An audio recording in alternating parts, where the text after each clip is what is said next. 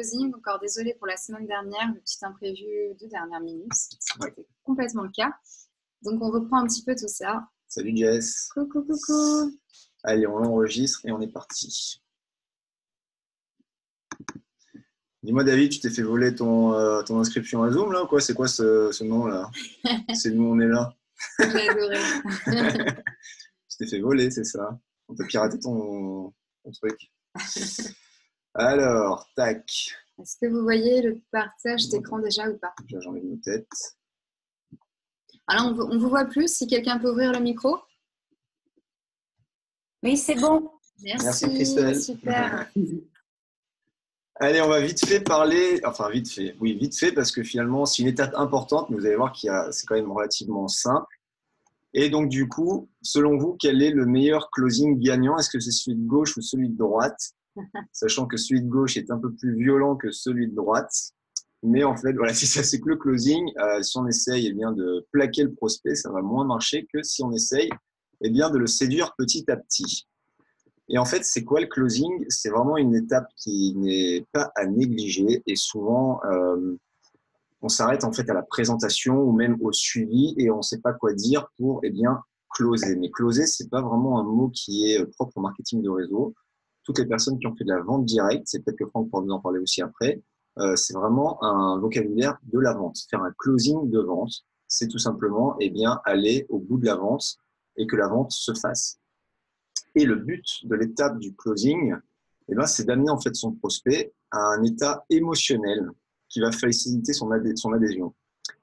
Alors, souvent, on va dire que c'est un côté un petit peu manipulation. Alors, c'est pas vraiment de la manipulation, c'est de la manipulation. C'est de l'influence bienveillante, dans le sens où vous savez que les produits que vous avez à vendre et que eh bien, l'opportunité que vous avez à vendre sont bons pour la personne que vous avez en face de vous. Donc, c'est de l'influence bienveillante. Et il y a 5 questions à poser. Mais surtout, pourquoi en fait cette étape elle est importante? C'est que votre prospect, la personne que vous avez en face de vous, toutes les questions qu'elle va vous poser, c'est qu'il y a 3 questions fondamentales qui sont en train de trotter dans sa tête. C'est est-ce que c'est simple de faire ce qu'on me présente là? Est-ce que moi, je peux le faire? Et est-ce qu'on va m'aider à le faire? Et même si votre présentation ou si dans l'échange, vous arrivez à répondre à ces 3 questions qui ne vous seront jamais posées directement, c'est-à-dire que la personne ne va jamais vous dire « bon, est-ce que c'est simple ?» Il va essayer par des moyens détournés. Il ne va jamais vous dire « est-ce que moi, je peux le faire ?» Ça va être caché sous des objections. « Oui, non, mais j'ai pas le temps. Oui, mais j'ai 2 enfants à la maison. Oui, mais j'ai pas de proches qui peuvent être intéressés par ça. » Est-ce que quelqu'un va m'aider à le faire? Ça va être, est-ce qu'il y a une équipe? Est-ce qu'il y a des choses qui sont mises en place pour ça? Est-ce que, voilà. Il ne va jamais vous poser ces 3 questions-là de but en blanc, mais tout ce qui va se passer dans la présentation ou dans la discussion vont tourner autour de ces 3 questions.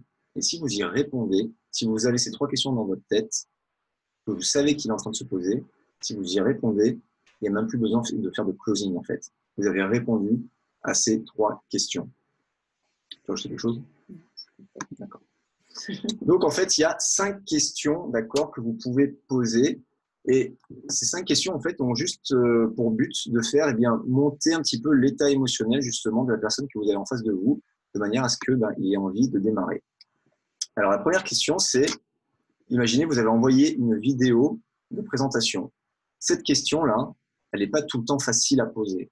La conclusion, d'ailleurs, vous allez voir ce que c'est qu'il faut tout simplement s'y entraîner et s'adapter un petit peu à chaque situation. Mais quand on envoie une vidéo de présentation, c'est une question qui marche très bien via Messenger ou même si vous avez fait une présentation en direct, c'est dis-moi qu'est-ce que tu as préféré dans le concept d'affaires que je viens de te présenter. Cette question, elle est vraiment, on va dire, réservée à quelqu'un qui n'a jamais fait de marketing de réseau, dans le sens où si vous avez quelqu'un en face de vous qui a déjà fait, normalement ces questions-là, il les connaît. Vous pouvez toujours quand même essayer de la poser. Pourquoi c'est important de dire qu'est-ce que tu as préféré plutôt que alors qu'est-ce que tu en as pensé ou est-ce que ça t'a plu? Parce que si vous lui dites est-ce que ça t'a plu ou qu'est-ce que tu en as pensé, il peut s'orienter vers un aspect négatif de la chose. Alors que là, vous le mettez d'emblée sur un aspect positif. Qu'est-ce que tu as préféré dans le concept d'affaires? Il ne peut pas vous dire qu'il a préféré quelque chose qu'il n'a pas aimé dans le concept d'affaires. Donc, c'est important que ce soit cette première question-là et qu'elle soit posée vraiment comme ça. Le texte tel quel, vous pouvez utiliser. Et nous, on l'utilise beaucoup via Messenger. En fait, quand il y a eu l'envoi d'une vidéo de présentation, ça, c'est vraiment une question, par contre, voilà, qu'on pose tout le temps. C'est plus difficile de la poser des fois en tête-à-tête, parce qu'on n'y pense pas forcément tout ça, mais en tout cas, quand vous avez envoyé un lien de présentation, c'est bien de poser cette question quand vous faites le suivi. Le premier suivi après que la personne ait visionné la vidéo. Donc, ça la met dans un bon état émotionnel, d'accord? Et surtout, ça peut faire naître la vision. Qu'est-ce que tu as préféré? Si, par exemple, ce qu'il a préféré, c'est que c'est un business qui peut se développer dans plein de pays, ben, de suite, dans sa tête, ça va être, OK, il y a plein de pays à ouvrir, il y a plein de... c'est un peu un business, on va dire, avec une capacité infinie, illimitée. Et donc, ça peut faire naître la vision du développement de l'affaire. Et ça va surtout vous montrer vers quoi est orientée la personne. Est-ce qu'il est plus orienté sur les produits? Est-ce que c'est les produits tout simplement qu'il a aimé? Est-ce que c'est le fait qu'il y ait une équipe? Est-ce que c'est le fait que ça soit un concept de marketing ou de soft marketing? Voilà, vous allez de suite savoir vers quoi il va s'orienter. Peut-être même vous allez réussir à définir s'il va plutôt faire de la vente directe ou s'il va tout simplement faire plutôt du réseau. La deuxième question que vous pouvez poser après, c'est: j'aimerais savoir, sur une échelle de 1 à 10, sur quelle note de motivation tu te positionnerais si tu devais démarrer ce nouveau projet avec moi? Alors, elle est posée comme ça. Des fois, à l'oral, c'est pas facile de la poser comme ça, mais vous pouvez lui dire, ça peut être aussi fait avec de l'humour. Hein. C'est bon, alors sur une échelle de 1 à 10, t'en es où là? Est-ce que tu as envie de démarrer avec moi? Est-ce que ça te dit de bosser, qu'on bosse ensemble sur ce projet ou pas? Là, je précise juste que c'est important de dire projet avec moi, bosser ensemble. Bah, déjà, vous répondez à la question du fait que la personne n'est pas toute seule. Elle sera accompagnée, il y aura une équipe. Il faut pouvoir appuyer dessus. Ah, le micro, s'il vous plaît. Micro.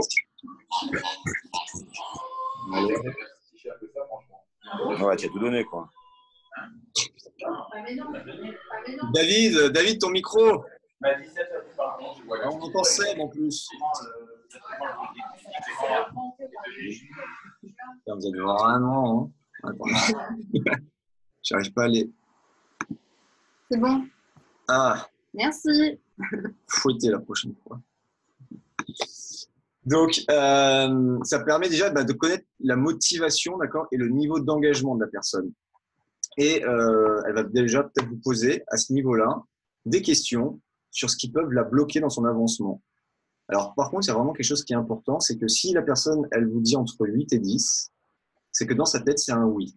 Déjà, dans sa tête, c'est un oui. Alors, c'est pas pour ça qu'il faut s'arrêter là, mais dans sa tête, c'est déjà un oui. Donc, vous pouvez vous dire, OK, je peux y aller un peu plus tranquillement.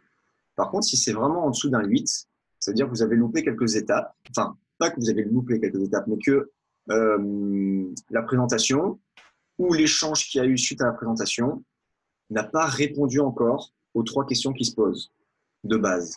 Et donc, il a encore des réticences, il a encore des objections. Mais ça peut être encore une fois fait avec humour. Imaginez, il vous dit, écoute, là, franchement, je suis à 3. Vous pouvez lui dire, écoute, 3, c'est mieux que 2 déjà. Donc, allons voir jusqu'où et pose-moi tes questions. Et souvent, à ce niveau-là, les objections, ça va être l'objection pyramidale, souvent.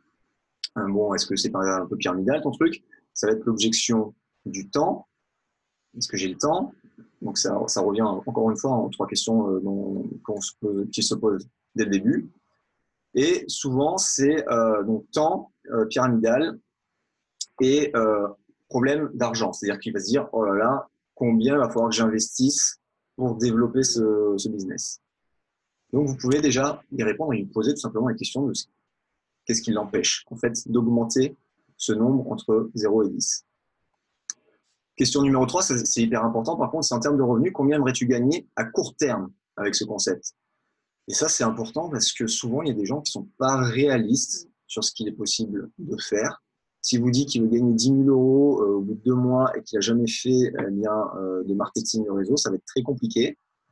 Alors, c'est pas pour ça qu'il faut non plus lui fermer la porte ou même complètement se retirer, pas du tout, mais il faut par contre être, je pense, vraiment honnête et dire, écoute, franchement, 10 000 euros en 2 mois, tu n'as jamais fait de marketing, attends d'abord d'acquérir toutes les compétences qu'il faut, et là, vous pouvez parler du concept 1, 3, 5, 7. Et vous avez tout à y gagner à le faire, parce que il y a beaucoup de fausses communication aujourd'hui qui est faite sur cette activité, qui fait beaucoup de mal d'ailleurs à cette activité, et si vous jouez la carte de l'honnêteté et la carte de l'authenticité, vous avez vraiment tout à y gagner sur ça. Donc, si, quel que soit après, si c'est le montant vous semble réaliste, c'est bien de le valider. Si vous dites, bah, écoute, moi je visais 500 euros par mois d'ici 3 mois, ok, super. Donc, ça améliorerait vraiment ton quotidien, ça. On est d'accord. Et là, ça améliorerait vraiment ton quotidien. Vous le remettez également dans un état émotionnel positif. Ensuite, vous pouvez enchaîner avec, si tu démarrais ce nouveau projet, combien d'heures par semaine tu pourrais y consacrer? Là aussi, c'est hyper important de vérifier la vision et surtout si c'est cohérent. 10 000 euros par mois en 5 minutes au bout de 2 mois, il faut quand même lui dire, à un moment, et lui faire comprendre que ce n'est pas possible et que c'est pas parce qu'on a vu sur Internet ci, ça, machin, que c'est vrai. Donc, c'est important là parce que vous pouvez également aussi contourner l'objection du temps.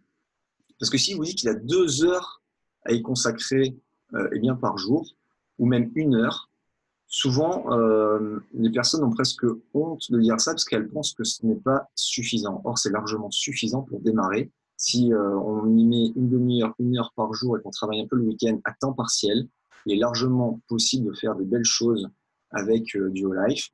Il y a beaucoup de personnes qui l'ont fait.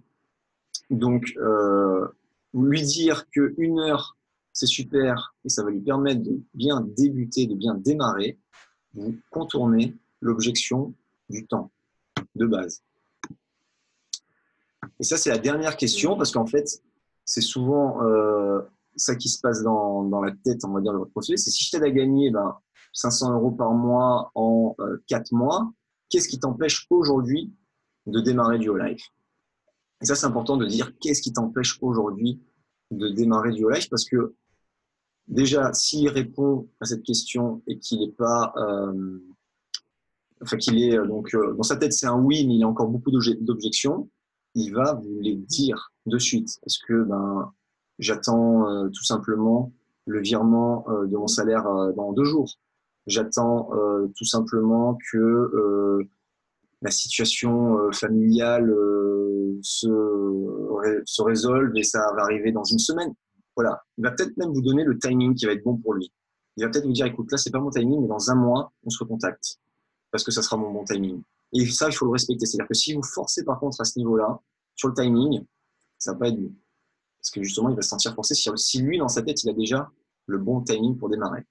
Par contre, ce qui est important, c'est que si à cette question, il vous répond à rien, il faut faire l'enregistrement. Ne pas reporter en fait quelque chose à plus tard si c'est validé. Si vous ne dites rien, c'est que c'est bon. Donc ça, c'est le big yes et vous procédez au parrainage directement. Ne vraiment pas le remettre au lendemain.